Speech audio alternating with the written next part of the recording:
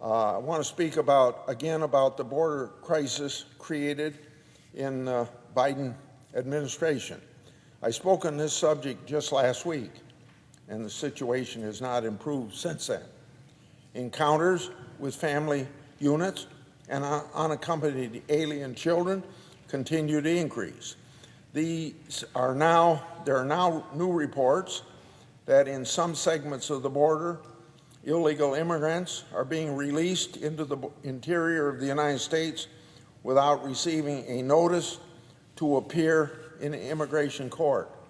To be clear, it appears that the administration is now releasing some illegal immigrants into the United States without even attempting to give them an immigration court date, much less taking any real steps to ensure that they actually schedule their hearing and show up for their court date in the future. So, once again, this is totally unacceptable.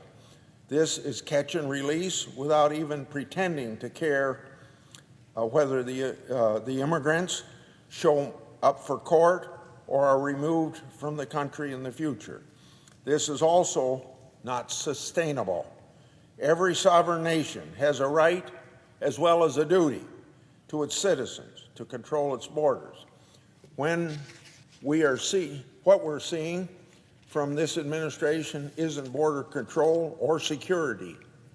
You see it on television. It's chaos. It's what happens when you broadcast to the world that you have no intention of enforcing our nation's immigration laws.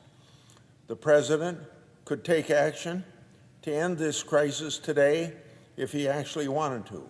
He could restore migrant protection protocols and the asylum cooperative agreement that the Trump administration signed with El Salvador, Guatemala, and Honduras.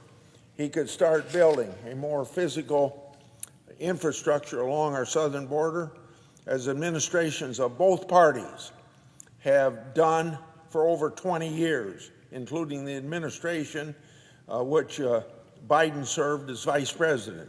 So fencing isn't something new, and it has not been a partisan issue until just here lately.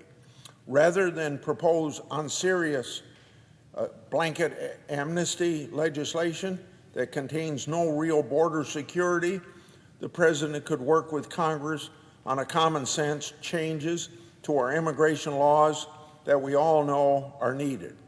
Finally, the president could make clear that he is in favor of fully enforcing our immigration laws as written across the board, remembering that he takes an oath that has the words to faithfully execute the laws.